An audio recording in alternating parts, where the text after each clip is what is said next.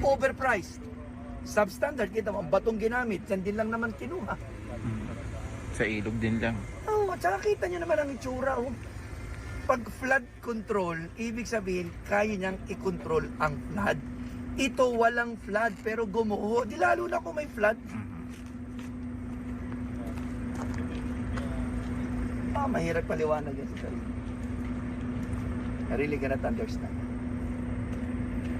Sana makita ito ng national government. Sana. Nananawagan tuloy ako kay Presidente.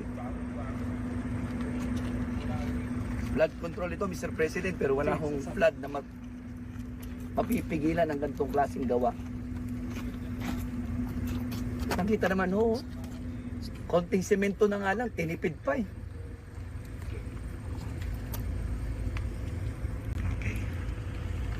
Ang budget ng Kapitolyo sa isang taon ay 2.9 billion.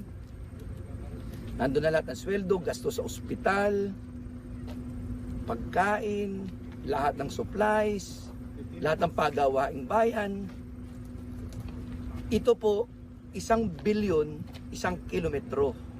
Big sabihin, 3 kilometro nitong gantong itsura ng gawa, yun na ang taon ng budget ng Kapitolyo. Taon ng budget pero gantong klase ang ginawa. Ano naman nung klaseng puso meron ng gumawa at nagpagawa nito?